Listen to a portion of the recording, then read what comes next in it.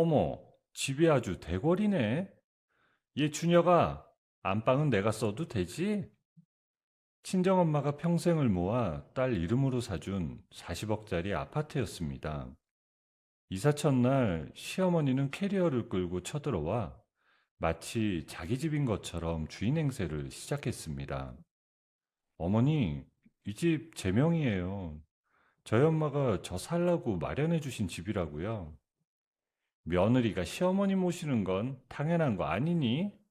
너 집주인이라고 유세 떨지 마라. 그날 이후 제 집은 지옥이 되어버렸습니다. 시댁 식구들의 아나무인 주인 행세에 제 숨통은 점점 조여왔지만 그들은 꿈에도 몰랐을 겁니다. 제가 조용히 누른 번호 하나가 그들의 인생을 어떻게 뒤집어 놓을지 말이지요.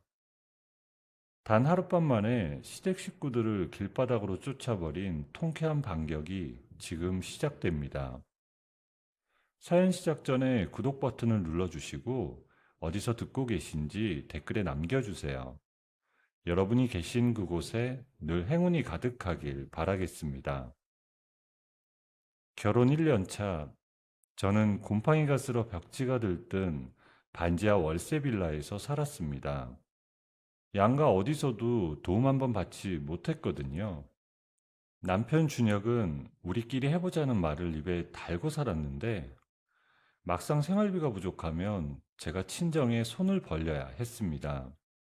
그렇게 1년을 버텼는데 어느 날 친정엄마한테서 전화가 왔습니다. 지은아, 예, 지은아, 세상에 이런 천지가 개벽할 일이 다 있니? 글쎄, 돌아가신 할머니가 너희 앞으로 남겨주신 그 묵은 땅 있잖아. 그게 이번에 나라에서 수용된다고 보상금이 나왔단다. 예, 이게 보통 돈이 아니야. 어마어마한 큰 돈이 들어온다니까. 저는 처음엔 무슨 말인지 실감이 안 났어요. 지은아, 엄마가 벌써 강남에 아주 번듯한 아파트 하나 받았어. 딴 사람 눈치 볼 거 없다. 오로지 네 이름 석자만 딱 박아줄 테니까 이제 지긋지긋한 반지하 탈출해서 사람답게 한번 살아봐. 응? 엄마가 우리 딸 눈물 닦아줄게. 엄마가 눈물을 글썽이며 제 손을 꼭 쥐던 날이 아직도 눈에 선합니다. 그 아파트 등기에 제 이름 석자가 찍히던 순간 세상을 다 가진 것 같았거든요. 그런데 이사 당일이었습니다. 짐을 막 풀기 시작했을 때 현관벨이 울렸습니다. 문을 여니 시어머니 복순이 시누이 수정을 데리고 커다란 캐리어를 끌며 서 있었어요. 어머머, 집 좀 봐라. 아주 대궐이 따로 없네, 대궐이야. 얘 지은아, 마침 우리 집이 비가 좀 새서 수리를 해야 하거든? 딱 일주일, 딱 일주일만 머리 좀 식히다 갈 테니까 빈방 하나만 내놔라. 사돈댁 덕 좀 보자꾸나. 수정은 대답도 기다리지 않고 현관으로 성큼 들어서더니 복도를 훑어보았습니다. 어머, 대박. 언니, 이 안방이 제일 크고 볕도 잘 드네. 엄마, 우리 여기 있으면 딱 좋겠다. 침대도 아주 폭신한 게 내 스타일이야. 저는 말문이 막혔습니다. 일주일이라고 했습니다. 딱 일주일만이라고. 그 말을 믿었던 제가 어리석었죠. 일주일이 한 달이 되고 한 달이 석 달이 되었습니다. 결국 1년이 지나도록 복순과 수정은 제 집에서 나갈 생각을 전혀 하지 않고 있습니다. 예, 지은아. 해가 중천인데 아침밥은 아직이니? 나이 먹은 사람은 아침에 나물 서너 가지는 있어야 수저를 드는 법이야. 며느리가 돼서 시어머니 배고픈 건 안중에도 없니? 어서 주방으로 들어가 봐라. 제가 회사 다녀와서 저녁 설거지를 마치면 어느새 자정이 넘었습니다. 새벽에 눈을 떠 아침을 차리고 출근하고 퇴근하면 또 부엌으로 직행하는 날들이었어요. 어머 언니, 이 립스틱 색깔 진짜 이쁘다. 나한테 찰떡이네. 이거 그냥 내가 써도 되지? 제 드레스룸을 제 집에 온 손님이 허락도 없이 드나드는 게 일상이 되어버렸어요. 저는 아파트 단지 안에서 부자 친정 둔 복 많은 며느리가 아니라 시어머니를 모시고 사는 착한 며느리로 불렸습니다. 그 말이 어쩐지 창피하고 서러웠습니다. 복수는 커뮤니티 시설을 제 집처럼 드나들며 입주민들 사이에서 안주인 행세를 했습니다. 나중에 들어보니 제가 시댁 식구들의 집에 얹혀 사는 며느리가 되어 있었어요. 그 말을 전해준 옆동 이웃이 안쓰럽다는 눈으로 저를 바라보던 게 생각납니다. 그 무렵이었습니다. 엄마 핸드폰을 잠깐 빌렸다가 화면에 뜬 문자를 하나 보게 됐는데 발신인은 복순이었고 내용은 짧았습니다. 이번 달 것도 같은 계좌로 넣어주세요. 지은이가 눈치채면 안 되니까. 저는 그 자리에서 굳어버렸습니다.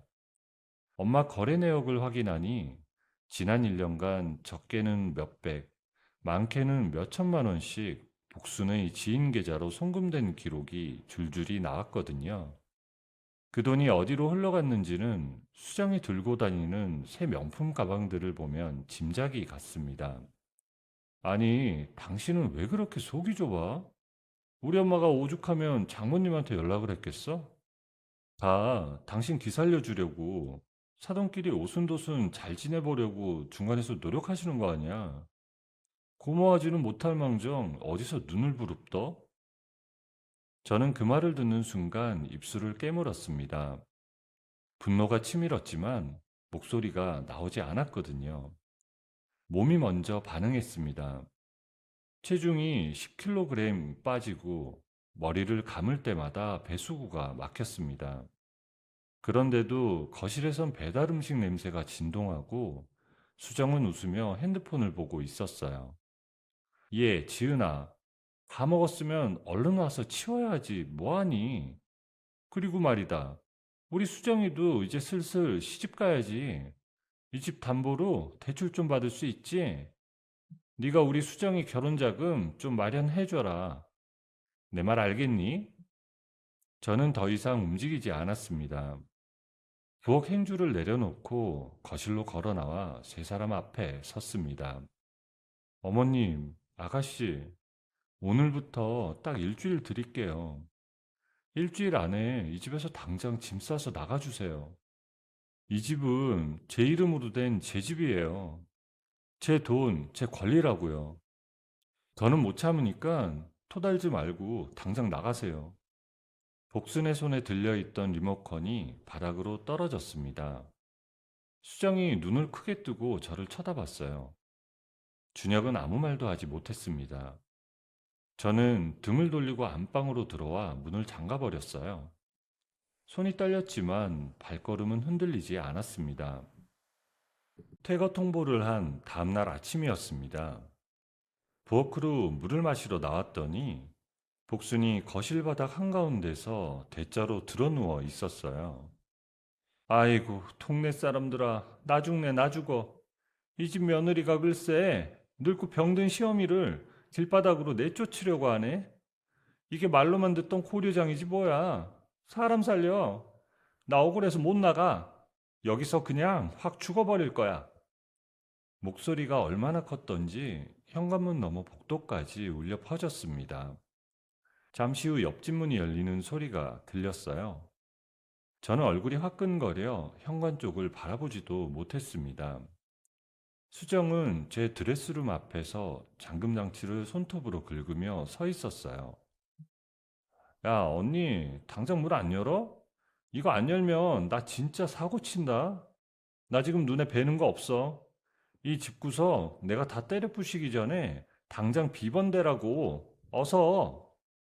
저는 그 말이 협박인지 엄살인지 구분이 안 됐습니다. 다만 손이 저도 모르게 핸드폰을 꽉 쥐었어요. 그날 저녁 준혁이 퇴근하자마자 저를 방으로 밀어 넣었습니다. 문을 닫더니 제 가방을 낚아채 뒤집었습니다. 너 진짜 이럴 거야? 지문서 어디다 숨겼어? 인감도장은? 당장 내놔. 너 혼자 이 큰 집 차지하고 잘 먹고 잘 살겠다고 이 난리를 쳐? 좋은 말로 할 때 당장 내놓으라고. 그게 왜 당신한테 필요해? 내 이름으로 된 내 집이야. 내 집, 네 집이 어딨어? 부부면 다 공동재산이지.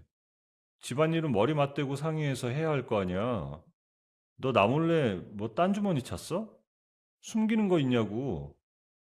저는 그날 밤 안방 블랙박스 영상을 확인했습니다.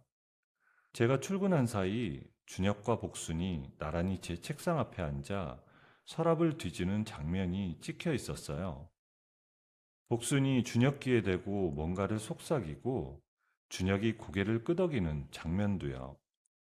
위가 쓰렸습니다. 그리고 며칠 뒤였어요. 보석함을 열었더니 돌반지가 없었습니다. 혼수로 맞춘 금팔찌도 결혼 전 엄마가 사준 목걸이도 사라졌어요. 어머니, 이거 설명 좀 해주세요. 여기 있던 제 폐물들 다 어디 갔어요? 아니, 그까지 큰 부치 몇 개 가지고 뭘 그렇게 유난을 떠니? 돈이 좀 급해서 내가 몇 개 팔아 썼다. 왜? 며느리 물건이 다 시어미 물건이지. 그게 어디 네 것이기만 하니? 자식 키워준 공도 모르는 게 또 어디서 따박따박 따져들어. 어머니, 그게 지금 사람 입에서 나올 말씀이세요?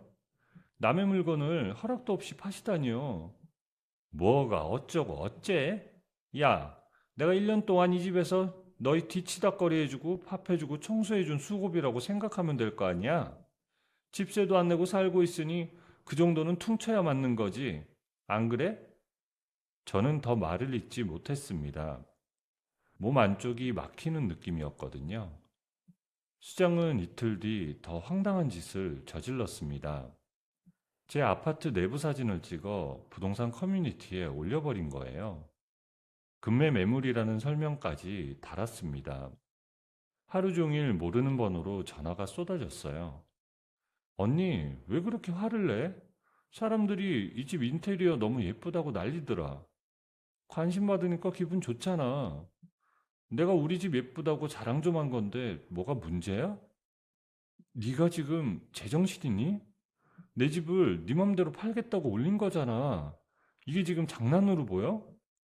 어머, 아직 팔린 것도 아닌데 뭘 그렇게 잡아먹을 듯이 굴어? 참나, 사람이 속이 좁아도 유분수지? 진짜 같이 못 살겠네. 저는 관리사무소로 내려갔습니다. 시댁 식구들을 내보내달라고 요청했지만 관리소장은 고개를 갸웃거렸습니다. 아이고, 사모님, 아무리 집주인이시라지만 가족 간에 일어난 문제를 저희가 끼어들기가 참 곤란하네요. 경찰을 부르시든가 법대로 하시는 게 빠를 거예요. 돌아오는 엘리베이터 안에서 벽에 등을 기댔습니다. 법 말고는 방법이 없다는 걸 그때 처음으로 또렷하게 깨달았어요. 그날 밤 준혁이 제 옆에 앉더니 목소리를 낮췄습니다. 야, 지은아, 너 끝까지 이렇게 나오겠다 이거지? 좋아, 나도 다 생각이 있어. 너 만약 이혼하자고 덤비면 이 집 지분 절반은 법적으로 내 거야. 내가 빈손으로 나갈 것 같아? 각오 단단히 하고 덤비라고. 그래, 어디 한번 해봐. 준혁은 제 대답이 짧아서인지 잠시 말을 잃었습니다. 저는 그날 밤 핸드폰 잠금 방식을 바꾸고 안방문에 보조키를 달았습니다. 자다 깨달을 반복하면서도 새벽 내내 귀를 열어두었어요. 언제부터인가 제 집임에도 불구하고 제가 가장 불안한 사람이 되어 있었어요. 결국 며칠 뒤 극심한 두통으로 쓰러졌습니다. 구급대원이 들어왔을 때 복수는 소파에서 일어나지도 않았습니다. 엄마, 오늘 저녁은 치킨 시켜 먹을까? 매콤한 거로? 여기 새로 생긴데 맛있대. 응급실 침대에 누워 천장을 바라봤습니다. 수액 바늘이 꽂힌 손등이 차가웠습니다. 더 이상 버티는 게 의미가 없다는 생각이 처음으로 선명하게 들었어요. 이건 참아야 할 일이 아니었거든요. 퇴원하고 집으로 돌아온 날이었어요. 현관문을 여는 순간 낯선 남자 셋이 거실 소파에 앉아 있었습니다. 짧은 머리에 두꺼운 목, 팔뚝에 문신이 선명했습니다. 복수는 그 옆에서 비굴한 웃음을 지으며 서 있었어요.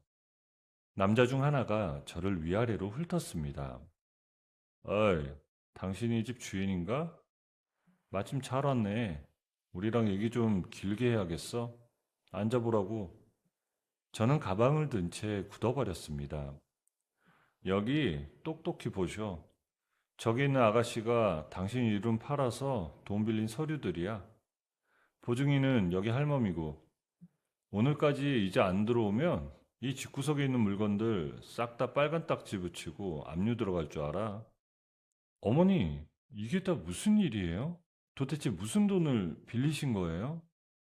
아유, 사장님, 조금만 참아주시라니까요. 얘 지은아, 너도 걱정 마라. 이 집 팔면 그까지 푼 돈 단번에 다 해결된다니까, 응?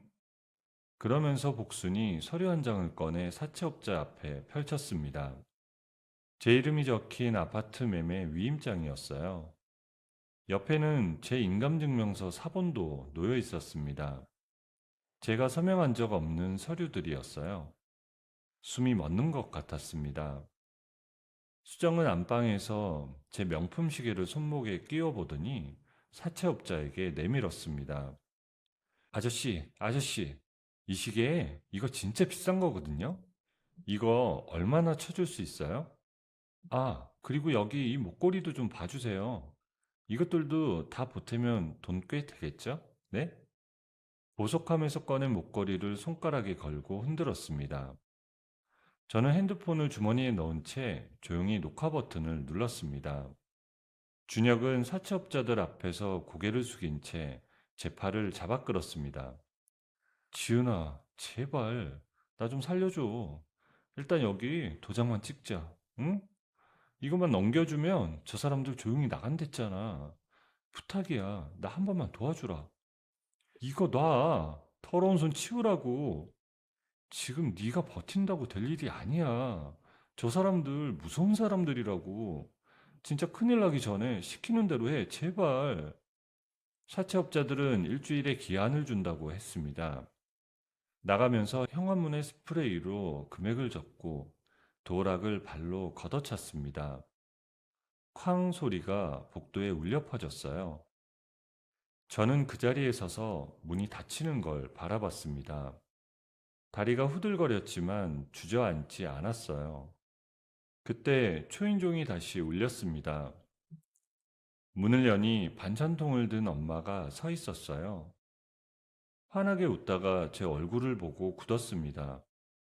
어머, 지은아, 얘, 너 얼굴이 왜 그 모양이야? 무슨 일이 있었던 거야? 응? 말 좀 해봐. 시어머니가 엄마를 보더니 뚜벅뚜벅 걸어 나왔습니다. 아이고, 사돈댁, 마침 잘 오셨네. 딸 자식 교육을 어떻게 시켰길래 남편 피도 하나 못 갖고 이 사다를 내게 만들어요? 아우, 속 터져. 뭐가 당당해서 반찬통 들고 여길 찾아와요. 찾아오길. 그게, 그게 무슨 말씀이세요? 저는 그냥 우리 딸 좋아하는 반찬 좀 해서. 됐고, 들어오지도 마시오. 여기가 어디라고 발을 들여? 꼴도 보기 싫으니까 당장 가라고요. 엄마는 거실 상태를 보고 말을 잃었습니다. 뒤집어진 서랍, 테이블 위에 흩어진 서류들, 현관문에 적힌 스프레이 낙서. 엄마의 얼굴이 흰 종이처럼 변했습니다. 시어머니가 계속 소리를 높이는 사이 엄마가 한쪽으로 기울었습니다.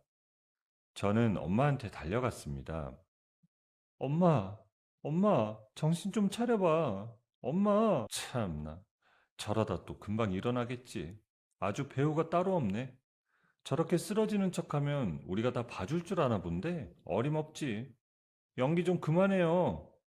저는 수정을 쳐다보지 않았습니다. 구급차를 부르려고 핸드폰을 꺼내는데 준혁이 앞을 막아섰습니다. 야, 지은아, 잠깐만. 일단 좀 기다려봐. 구급차 부르고 소란 피우면 동네 창피해서 어떻게 사니, 응? 일단 좀 진정하고 앉아보자고. 비켜, 이 나쁜 놈아. 당장 비키라고. 준혁이 비틀거리는 사이 저는 엄마를 등에 업었습니다. 엄마가 생각보다 가벼워서 오히려 가슴이 더 아팠습니다. 뒤에서 복순의 목소리가 들렸지만 무슨 말인지 귀에 들어오지 않았습니다. 계단을 내려가는 내내 엄마의 숨소리만 들었습니다. 가늘고 얕은 숨이었죠. 응급실에서 엄마 손을 잡고 기다리는 동안 눈물이 멈추질 않았습니다. 손등에 떨어지는 눈물을 닦지도 않았습니다. 엄마가 이 고통을 1년 동안 혼자 삼켜왔다는 게 그게 제일 무너지는 부분이었거든요. 이건 저 혼자 당하는 일이 아니었습니다. 엄마까지 갈아놓고 있는 일이었죠. 민주를 찾아간 건 엄마가 응급실에서 태어난 다음 날이었습니다. 고등학교 때 같은 반이었던 민주는 졸업 후 연락이 뜸해졌다가 몇 해 전 이혼 전문 변호사로 이름이 나기 시작하면서 소식을 듣게 되었습니다. 법률사무소 문을 밀고 들어서자 민주가 안경을 벗으며 자리에서 일어났습니다. 지은아, 세상에, 너 얼굴이 왜 이 모양이야? 어디 아픈 거야? 아니면 누구한테 맞기라도 한 거야? 어서 앉아봐. 천천히 말해봐. 무슨 일이니? 저는 가방에서 봉투를 꺼냈습니다. 블랙박스 영상 파일을 담은 메모리 카드, 복순이 보낸 문자 캡처, 엄마 통장 거래 내역 출력본, 그리고 사채업자 앞에서 몰래 찍은 녹화 영상이 담긴 핸드폰을 테이블 위에 하나씩 올려놓았습니다. 민주는 말없이 자료를 훑었습니다. 페이지를 넘길수록 민주의 눈썹이 올라갔습니다. 지은아, 이건 단순히 시어머니랑 싸운 수준이 아니야. 서류 위조해서 집 팔아먹으려고 했지. 협박했지. 거기다 남의 물건까지 훔쳐서 팔았잖아. 이건 쇠고랑찰 중범죄야. 형사사건이라고. 저 사람들 정말 제정신이 아니구나. 민주야, 나 이제 어떻게 해야 해? 저 사람들 내 집에서 어떻게 내쫓아? 걱정 마. 내가 아주 뼈도 못 추리게 해줄 테니까. 일단 두 가지 동시에 가자. 저 인간들 당장 집에서 끌어내는 것부터 하고, 그 다음엔 네 엄마 뜯어간 돈 10원짜리 하나까지 다 찾아와야 해. 지금 당장 서류 준비할게. 민주의 조언대로 엄마 통장 거래 내역을 1년치 전부 뽑았습니다. 처음엔 몇 건인 줄 알았는데 들여다볼수록 숨이 막혔습니다. 복순 지인 명의로 된 계좌 3개에 크고 작은 금액이 꾸준히 빠져나가 있었습니다. 엄마 노후자금 통장까지 거의 바닥이 나 있었어요. 지은아, 이것 좀 봐. 이 할머니가 네 엄마한테 뭐라고 협박했는지 알아? 아주 소설을 썼어, 소설을. 민주가 엄마한테 직접 받아온 문자 내역을 보여주었습니다. 사돈, 지금 지은이가 강남 아파트 받은 거 세금 신고 안 했다고 나라에서 난리가 났어요. 당장 돈 안 내면 세무조사 나와서 집 뺏기고 지은이 감옥 가요. 내가 아는 높은 사람한테 손 써볼 테니까 얼른 비용 보내세요. 그 문자들이 1년에 걸쳐 수십 건이었습니다. 우리 엄마 나한테 힘들단 소리 한마디도 안 했어. 혼자서 그 큰 돈을 다 해다 바치면서. 무서우셨겠지. 하나뿐인 딸이 공들여 얻은지 뺏길까봐, 딸 자식 앞길 막힐까봐 겁이 나서 그러신 거야. 엄마 마음이 다 그런 거잖아. 저는 잠시 말을 잇지 못했습니다. 엄마가 적금을 깨고 노후 자금을 털어서 복순의 입을 막아온 것이었죠. 딸한테 걱정 끼칠까봐 혼자 삼키면서요. 민주가 서류를 정리하며 말했습니다. 우선 법원에 점유이전 금지 가처분 신청부부터 넣을게. 저 사람들이 네 집을 함부로 팔거나 남 주지 못하게 딱 묶어두는 거야. 그리고 바로 퇴거 소송 들어간다. 짐짝 내던지듯 끌어내 줄 테니까 조금만 참아.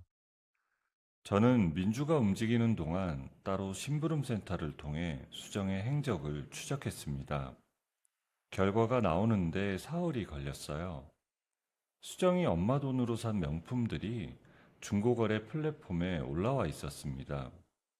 판매자 아이디는 달랐지만 물건 사진 속 배경이 제 아파트 거실이었습니다. 분노가 치밀었지만 저는 그 게시물들을 캡처해서 저장했습니다. 감정을 쏟아내는 건 나중 일이었죠. 그 무렵 민주한테서 연락이 왔습니다. 지은아, 숨 크게 들이마셔. 어젯밤에 녹음된 건데 네 남편이란 놈이 시어머니랑 작당 모의하는 소리야. 들어봐. 핸드폰 너머로 준혁의 목소리가 흘러나왔습니다. 엄마, 내가 장모님 비상금 통장 어디 있는지 알아냈어. 아직 돈 꽤 남았더라고. 이번엔 집담보로 대출 좀 더 땡겨보자. 서류는 내가 대충 만들 수 있으니까 걱정 마. 복순이 맞장구 치는 소리도 선명했습니다. 아이고, 우리 아들 장하다. 그래, 사돈댁 돈은 다 우리 돈이지. 그지, 지은이 명이면 뭐하냐? 우리가 주인 행세하면 그만이지. 안 그래? 저는 핸드폰을 귀에 댄 채 눈을 감았습니다. 1년 동안 제 옆에서 잠을 자고 밥을 먹던 사람의 목소리였죠. 지은아, 울지 마. 아까운 눈물 흘릴 가치도 없는 놈들이야. 이제 준비 끝났어. 오늘 바로 치러 가자. 준비를 마친 날 저는 민주와 경호인력을 데리고 아파트로 향했습니다. 엘리베이터를 타고 올라가는 동안 아무 말도 하지 않았습니다. 현관문을 열고 들어서자 수정이 제 코트를 걸치고 거실에서 친구들과 앉아 있었죠. 술병이 테이블 위에 늘어서 있었고 음악 소리가 요란했습니다. 수정이 저를 보고 코트깃을 여미며 자리에서 일어났죠. 어머, 언니, 예고도 없이 왜 이래? 사람 놀라게. 남의 집, 아니, 우리 집에 들어오면서 벨도 안 눌러? 예의가 없네, 정말. 내 집이니까. 내 집 주인이 내 발로 들어오는데 무슨 허락이 필요하니? 그리고 그 코트 당장 벗어. 더러운 몸에 닿는 것도 역겨우니까. 민주가 거실 안으로 들어서자 수정의 친구들이 하나둘 자리에서 일어났습니다. 분위기가 달라진 걸 느꼈는지 서둘러 가방을 챙겨 현관으로 빠져나갔습니다. 복수는 안방에서 나오다가 민주를 보고 멈칫했죠. 이보세요, 두 분. 제가 똑똑히 경고하러 왔습니다. 지금 이 아파트는 제 친구 지은이 명의로 된 엄연한 개인 집이에요. 허락도 없이 남의 집에 들어와서 살고 심지어 서류까지 위조한 거 다 확인됐습니다. 지금 당장 짐 싸서 나가지 않으면 바로 경찰 불러서 수갑 채울 줄 아세요? 뭐야? 이 여우같이 생긴 여자는 또 누구야? 이봐 아가씨, 우리 가족인데 무슨 현행범이고 경찰이야. 며느리 집에 시어머니가 좀 살겠다는데 뭐가 잘못됐어? 네가 뭔데 남의 집이래 감나라 배나라 난리야 난리가. 가족이라고요? 가족이면 남의 도장 파다가 집 팔아먹으려고 해도 되는 겁니까? 법은 그렇게 만만하지 않아요, 할머니. 자꾸 억지 부리시면 노년에 콩밥 드시는 수가 있습니다. 복순의 얼굴이 붉어졌습니다. 손이 부들부들 떨리고 있었죠. 저는 경호원들과 함께 복순과 수정이 쓰던 방으로 들어갔습니다. 옷가지며 화장품이며 제 물건들이 뒤섞여 있었습니다. 저는 제 것만 추려 옆으로 치웠습니다. 나머지는 경호원들이 큰 봉투에 담기 시작했죠. 야, 손대지 마. 그거 다 내 물건이야. 내 명품 가방, 내 옷들 다 망가지면 언니가 책임질 거야? 당장 놓으라고. 법원 결정에 따라 강제 집행 중입니다. 물러서십시오. 수정이 경호원 팔을 잡아당기려는 순간 민사집행관이 방문 앞에 섰습니다. 이보세요. 더 이상 집행 방해하시면 공무집행 방해죄로 즉시 현장에서 연행될 수 있습니다. 조용히 물러나세요. 수정이 분해서 씩씩거리더니 핸드폰을 꺼내 카메라를 켰습니다. 어디 한번 해봐. 나 이거 다 찍고 있어. 지금 당장 인터넷에 생방송으로 올릴 거야. 천하의 독한 며느리가 시어머니랑 시누이를 길바닥으로 내쫓는다고. 언니, 이제 얼굴 못 들고 다닐 줄 알아? 민주가 수정 옆으로 걸어가더니 조용히 말했습니다. 오, 그래요? 올리세요. 제발 좀 올리세요. 우리도 지금 이 상황 전부 녹화 중이거든요. 허위사실 유포에 명예훼손까지 추가해서 아주 감옥에서 평생 못 나오게 해줄 테니까 어디 한번 손가락 눌러보시지? 수정의 손이 멈칫했습니다. 잠시 후 핸드폰을 내렸습니다. 복순이 갑자기 달려들며 제 팔을 잡았어요. 아이고, 나 죽네, 나 죽어. 지은아, 너 정말 이럴 거니? 내가 이 나이에 어디를 가라고? 며느리가 시어머니를 찬바람 부는 길바닥에 내팽개치는 거야, 지금? 동네 사람들아, 저기 독사 같은 며느리 좀 보세요. 나 여기서 한 발자국도 안 나가. 저는 복순의 손을 조용히 떼어냈습니다. 그리고 현관 쪽으로 걸어갔죠. 새 도어락 박스가 현관역 바닥에 놓여 있었습니다. 기사가 기존 도어락을 분리하고 새 것을 달기 시작했죠. 복순이 그 모습을 보고 더 크게 소리를 질렀습니다. 수정은 진봉틀을 발로 걷어찼습니다. 집행관이 두 사람 앞에 섰어요. 시간 다 됐습니다. 이제 그만 나가주십시오. 복순이 버둥거리며 복도로 끌려나갔습니다. 수정은 제 눈을 똑바로 쏘아보며 뒷걸음질 쳤습니다. 언니, 후회하게 될 거야. 내가 가만히 있을 것 같아? 두고 봐. 평생 저주할 거니까. 현관문이 닫혔습니다. 잠시 후 밖에서 두드리는 소리가 들렸습니다. 준혁이었죠. 지은아, 지은아 문 열어봐. 너 진짜 미쳤어? 가족끼리 어떻게 이래? 우리 엄마랑 수정이 어디로 가라고? 일단 문 열고 대화로 풀자, 응? 내가 다 잘못했어, 지은아. 저는 인터폰 화면을 켰습니다. 준혁의 얼굴이 보였는데 눈이 붉었습니다. 내 변호사 사무소로 이혼 서류 보낼 거야. 헛수고하지 말고 거기서 확인해. 다시는 내 집 근처 얼씬도 하지 마. 경찰 부르기 전에. 인터폰을 껐습니다. 준혁이 계속 문을 두드렸지만 저는 돌아보지 않았습니다. 도어락 교체를 마친 기사가 새 비밀번호를 눌러 테스트했습니다. 딸깍하는 소리가 났죠. 단단하고 깔끔한 소리였습니다. 민주가 제 옆에 서서 거실을 둘러봤습니다. 지은아, 고생 많았어. 이제 진짜 네 집이다. 네가 지켜낸 네 세상이야. 저는 대답하지 않았습니다. 그냥 오래 서 있었죠. 텅 빈 거실이 낯설었지만 나쁘지 않았습니다. 그날 밤 복순과 수정이 쓰던 침구와 물건들을 전부 현관 밖으로 내놓았습니다. 베란다 창문을 활짝 여니 찬 공기가 집 안으로 들어왔습니다. 엄마한테 영상통화를 걸었습니다. 엄마가 전화를 받자마자 제 얼굴을 보고 손으로 입을 가렸습니다. 지은아, 우리 딸 고생했다. 정말 고생했어. 엄마, 이제 그 사람들 아무도 없어. 이 집에 나 혼자야. 우리 이제 걱정 없이 살 수 있어. 엄마가 소리 없이 울었습니다. 저도 울었습니다. 그런데 이상하게 목이 트이는 느낌이었죠. 오랫동안 무언가가 가슴팍을 짓누르고 있었는데 그게 조금 거치는 것 같았거든요. 통화를 마치고 나서 처음으로 침대에 등을 붙이고 누웠습니다.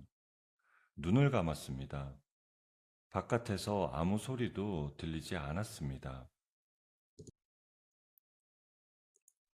평화로운 첫 번째 주말 저녁이었습니다. 소파에 앉아 따뜻한 차를 마시고 있는데 핸드폰이 울렸습니다. 엄마였습니다. 전화를 받는 순간 귀청이 떨어질 듯한 비명소리가 들렸습니다. 엄마, 엄마 왜 그래? 무슨 일이야, 응? 대답 좀 해봐, 엄마. 지은아, 살려줘. 얘 지은아, 여기 사람들이, 어? 전화가 끊겼습니다. 저는 머그컵을 테이블에 내팽개치고 차키를 집어들었어요. 친정까지 가는 내내 핸드폰으로 엄마한테 전화를 걸었습니다. 받지 않으셨어요. 신호등이 빨간불로 바뀔 때마다 손이 떨렸습니다. 친정 대문이 반쯤 부서져 있었죠. 경첩이 뜯겨 문짝이 비스듬히 기울어져 있었습니다. 안에서 복순의 고함 소리가 들려왔어요. 뛰어들어가니 복순이 엄마 머리채를 두 손으로 휘감고 있었습니다. 엄마는 바닥에 무릎을 꿇은 채 복순의 손을 풀려고 버둥거리고 있었습니다. 수정은 안방문 앞에 팔짱을 낀 채 서 있었습니다. 야, 돈 더 내놔. 내가 여태 너희 모녀 봐준 게 얼마인데 이따위로 나와? 좋은 말로 할 때 남의 돈 다 내놓으라고. 안 내놓으면 오늘 여기서 너 죽고 나 죽는 거야. 어서 내놔. 돈 없어요. 정말 한 푼도 없어. 이제 우리 딸 좀 가만히 놔둬요. 제발 부탁이에요. 이거 놔. 이 미친 할망구야. 당장 우리 엄마 손 놓으라고. 사람이 사람 대접해 주니까 눈에 뵈는 게 없어? 복순이 저를 보고 눈을 부라렸습니다. 오냐, 잘 왔다. 너 잘 왔어. 네가 다 해결해. 당장 돈 가져오라고. 내 아들 앞길 망쳐놓고 너만 잘 살 줄 알았어? 돈 안 내놓으면 네 엄마 머리카락 다 뽑아버릴 줄 알아? 손 놓으라고. 당장 놓으란 말이야. 복순이 저를 뿌리치며 몸을 비틀었습니다. 그 바람에 잡고 있던 엄마가 옆으로 튕겨나갔어요. 엄마의 머리가 방문 모서리에 부딪히는 소리가 났습니다. 둔탁하고 짧은 소리였어요. 엄마, 엄마! 엄마가 바닥에 쓰러졌습니다. 관자놀이 쪽에서 피가 많이 흘렀습니다. 어머, 쟤 좀 봐. 언니, 우리가 때렸어? 집 아래 걸려 넘어진 거잖아. 엄마 봤지? 자기가 혼자 넘어져 놓고 누굴 탓해? 아주 쇼를 한다, 쇼를 해. 저는 수정을 바라보지 않았습니다. 엄마 머리 아래 손을 받치고 핸드폰으로 119를 눌렀습니다. 여기 사람이 쓰러졌어요. 머리에서 피가 너무 많이 나요. 빨리 좀 와주세요, 제발. 서초동 몇 번지인데요? 서초동 00번지예요. 빨리요. 복수는 제 등 뒤에서 여전히 소리를 질렀습니다. 무슨 말을 하는지 들리지 않았습니다.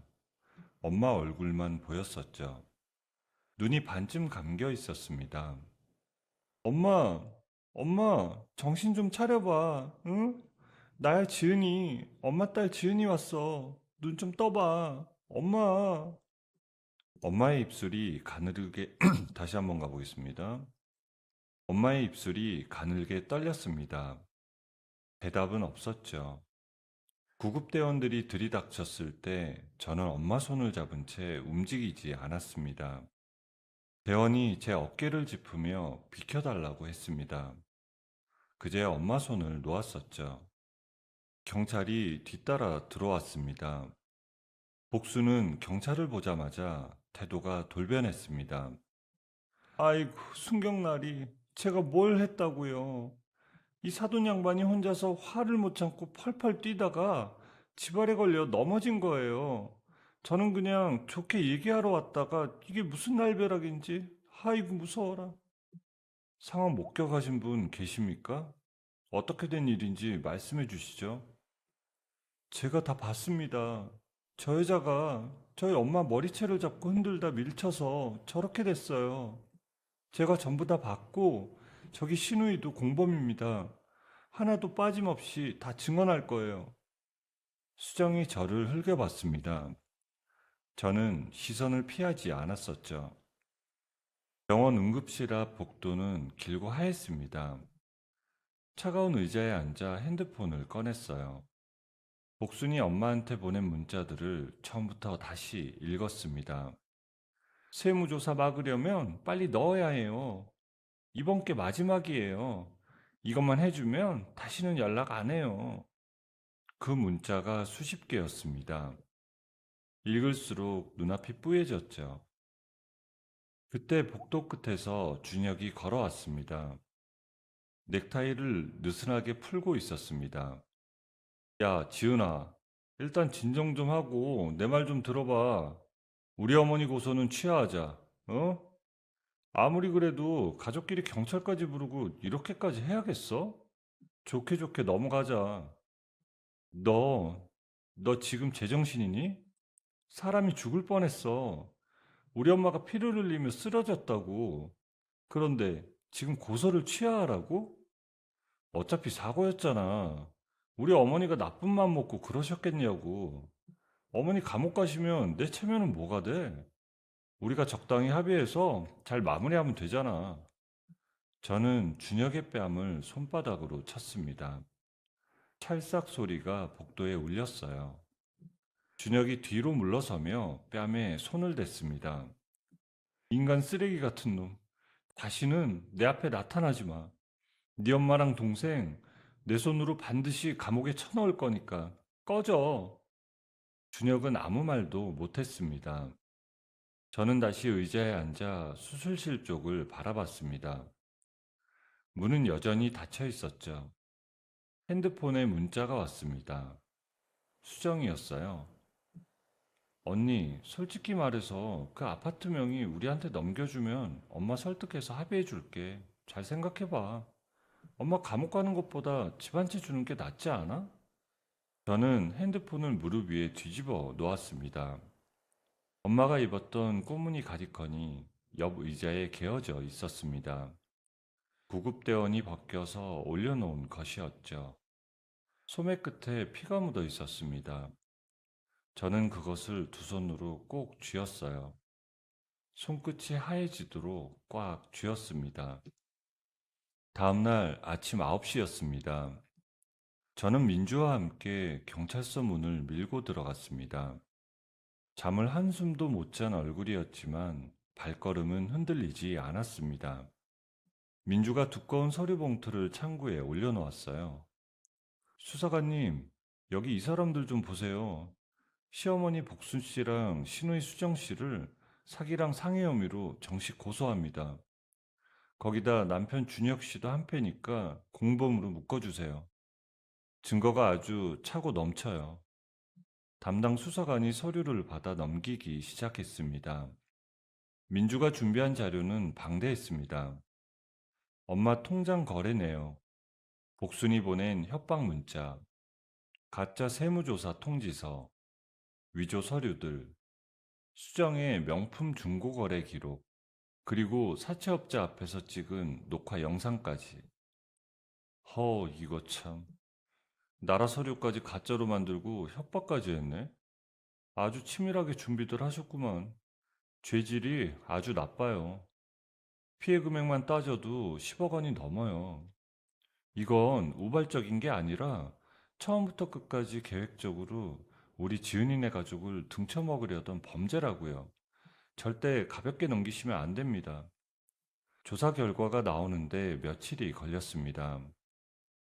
수정이 엄마 돈으로 구매한 물건들의 영수증 날짜와 엄마 통장에서 돈이 빠져나간 날짜가 정확히 맞아떨어졌습니다. 유럽행 비즈니스석 항공권 2장, 외제차 계약서, 백화점 명품관 영수증들, 복순과 수정이 엄마 돈을 받은 날 무엇을 샀는지가 날짜별로 선명하게 드러났습니다. 지은아, 이것 좀 봐. 이 인간들 네 엄마 피 같은 돈을 한 푼도 안 남기고 다 썼어. 숨겨둔 것도 하나 없이 명품 사고 놀러 다니는데 다 탕진했네. 정말 천벌받을 인간들이야. 우리 엄마가 평생 먹을 거 안 먹고 입을 거 안 입고 모은 돈인데. 민주가 잠시 말을 잇지 않았습니다. 그러다 천천히 입을 열었어요. 그러니까 지은아, 끝까지 가는 거야. 저 사람들이 지은 죄 하나도 남김없이 다 벌받게 해줄게. 기운내. 재판이 시작되자 복수는 법정에 들어서자마자 고개를 떨구고 벽을 더듬었습니다. 판사를 바라보지 못하고 중얼거렸습니다. 아이고, 판사님, 제가 나이를 먹어서 그런지 요즘 기억이 영 안 좋아요. 내가 무슨 짓을 했는지 도통 모르겠어요. 아휴, 머리야. 방청석에서 낮은 웅성거림이 일었습니다. 민주가 자리에서 일어났어요. 재판장님, 피고인 복순 씨는 기억이 안 난다고 하시는데, 지난달에도 백화점 VIP실에서 비싼 커피 마시며 세 차례나 쇼핑하셨거든요? 여기 결제 내역이랑 영수증 보시죠. 작년에는 유럽 가서 비싼 스테이크 썰면서 찍은 사진도 여기 다 있습니다. 기억력이 나쁜 분이 쇼핑은 참 야무지게 하셨던데요? 복순의 고개가 천천히 들렸습니다. 판사가 서류를 받아들었어요. 표정이 이내 굳었습니다. 수정은 옆자리에서 입술을 깨물며 민주를 노려봤어요. 민주는 시선을 주지 않았습니다. 준혁에 대한 조사 결과도 법정에서 공개되었습니다. 엄마의 재산 정보를 복순에게 넘긴 정황, 대출 서류를 직접 작성하려 했던 녹취 내용이 재생되었습니다. 준혁이 근무하던 회사는 그 내용이 보도되기 전날 준혁을 파면했습니다. 준혁은 법정에서 제 쪽을 한번 바라봤어요. 저는 정면을 응시했습니다. 판결이 나오던 날이었죠. 민주가 제 옆에 앉았습니다. 판사가 주문을 읽기 시작했습니다. 피고인 복순, 징역 7년. 피고인 수정, 징역 5년. 피고인 준혁, 징역 7년의 실형에 처한다. 말도 안 돼. 내가 뭘 그렇게 잘못했다고? 내가 내 아들 위해서 좀 쓴 건데 이게 무슨 죄야? 억울해. 나 억울해서 못 살아. 엄마 어떡해. 나 감옥 가기 싫어. 나 좀 살려줘. 엄마. 법정 경위가 두 사람 곁으로 다가갔습니다. 수갑이 채워졌어요. 찰컥하는 소리가 들려왔습니다. 저는 그 모습을 끝까지 지켜봤습니다. 눈물도 나오지 않았고 분노도 아니었습니다. 그냥 오래되고 무거운 것이 몸에서 빠져나가는 느낌이었어요. 지은아, 이제 가자. 다 끝났어. 법정을 나왔습니다. 복순의 절규하는 목소리가 문 너머에서 들려왔습니다. 저는 돌아보지 않았습니다. 병원으로 곧장 달려갔죠. 엄마는 창가 침대에 앉아 햇볕을 받고 있었습니다. 제 발소리를 듣고 고개를 돌렸습니다. 어머, 우리 지은이 왔니? 고생했다. 얘, 이제 얼굴 좀 폈네. 엄마, 이제 다 끝났어. 그 사람들 다 벌 받았어. 이제 다시는 우리 괴롭히러 못 올 거야. 정말 다 끝났어, 엄마. 엄마가 제 손을 꼭 쥐어줬습니다. 한동안 아무 말도 하지 않았어요. 창밖으로 햇살이 길게 들어왔습니다. 이혼 판결은 그로부터 2달 뒤에 났습니다. 준혁의 유책 사유가 전부 인정되었죠. 위자료와 재산 분할 모두 제가 가져왔습니다. 준혁에게 남은 건 아무것도 없었죠. 서류에 도장을 찍고 나오는 길에 하늘을 올려다봤습니다. 구름 한 점 없이 맑았어요. 민주가 옆에서 걸으며 말했습니다. 지은아, 우리 오늘 진짜 맛있는 거 먹자. 내가 쏜다. 가자. 아니야, 민주야. 오늘은 내가 살게. 우리 엄마가 좋아하는 맛있는 거 사서 병원 가자. 모든 것이 정리된 후 6달이 지났습니다. 강남 아파트는 이제 제가 처음 이사 오던 날 상상했던 모습에 가까워졌어요.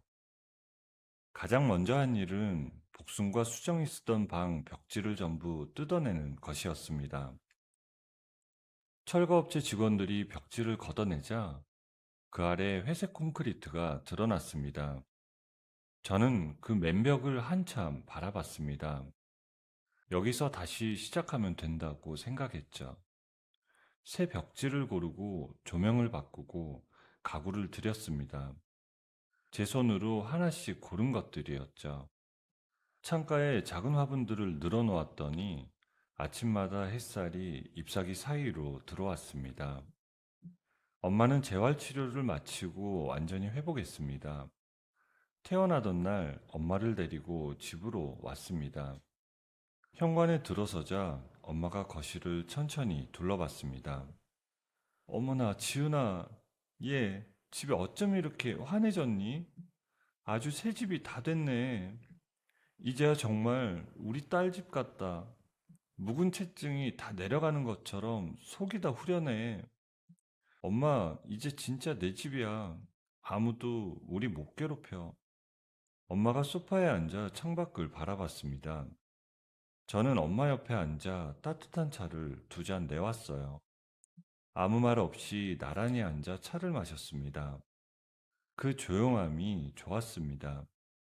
감옥에서 편지가 날아온 건 판결 두 달 뒤부터였습니다. 복순, 수정, 준혁 모두 각자 다른 사연으로 편지를 제게 보내왔어요. 저는 단 한 통도 열어보지 않았습니다. 우편함에서 꺼내 그대로 쓰레기통에 집어넣어 버렸죠. 미련도 없었고 궁금하지도 않았습니다. 준혁이 출소 후 사채빚에 시달리며 지낸다는 소식은 아파트 단지 관리 직원한테서 흘러 들어왔습니다. 저는 그렇군요 하고 넘겼습니다. 마음이 움직이지 않았습니다. 이미 오래전에 끝난 사람이었거든요. 그 무렵 저는 인테리어 디자인 학원을 등록했습니다. 제 집을 새로 꾸미면서 처음으로 공간을 바꾸는 일이 재미있다는 걸 알았거든요. 학원에서 만난 강사가 제 포트폴리오를 보더니 눈을 크게 떴습니다. 어머나, 사장님, 이거 진짜 사장님 댁 맞아요? 세상에, 전후 사진이 이렇게 다를 수가 없네요. 칙칙하던 집이 아주 예술 작품이 됐어요. 이건 진짜 타고난 재능이에요, 재능. 사정이 좀 있었거든요. 마음 다잡으려고 하나하나 직접 고쳤어요. 이거 그냥 두기 아까워요. 블로그에 꼭 좀 올려보세요. 이런 솜씨면 사람들 난리 날걸요, 진짜로? 반신반의하며 올린 글이 열흘 만에 수천 명이 읽었습니다. 댓글에 비슷한 사정을 가진 사람들의 이야기가 달렸습니다. 그 글들을 읽으며 밤늦게까지 답글을 달아줬죠. 반년이 지나자 작은 스튜디오를 열 수 있을 만큼 일이 들어왔습니다. 개업 첫날 민주가 꽃다발을 들고 찾아왔어요. 야, 임지은, 개업 축하한다. 내가 좀 늦었지? 고생 많았어, 기집애야. 이제 진짜 꽃길만 걷자. 네가 진짜 해낼 줄 알았다니까. 민주야, 고마워. 네가 곁에서 칼 갈아주지 않았으면 나 여기까지 절대 못 왔을 거야. 아휴, 무슨 소리야. 나는 그냥 옆에서 거들어준 것뿐이지. 그 무거운 칼 휘둘러서 승리한 건 바로 너야. 네 용기가 만든 결과라고. 저는 웃었습니다. 오랜만에 마음 깊은 곳에서 올라오는 웃음이었죠. 아파트 단지에서 이웃들과 마주칠 때마다 이제는 먼저 인사를 건넸습니다. 복순이 퍼뜨렸던 말들은 제가 매일 성실하게 살아가는 것으로 조금씩 지워졌습니다. 경비 아저씨가 어느 날 말했습니다. 아이고, 세대. 아니, 이제 사장님이라고 불러야 하나? 요즘 얼굴이 아주 활짝 폈어요. 꽃이 폈네. 꽃이 폈어. 보기 참 좋습니다. 감사해요, 아저씨. 다 아저씨가 잘 봐주신 덕분이죠. 좋은 하루 되세요. 짧은 인사였지만 발걸음이 가벼워졌습니다. 어느 저녁이었어요.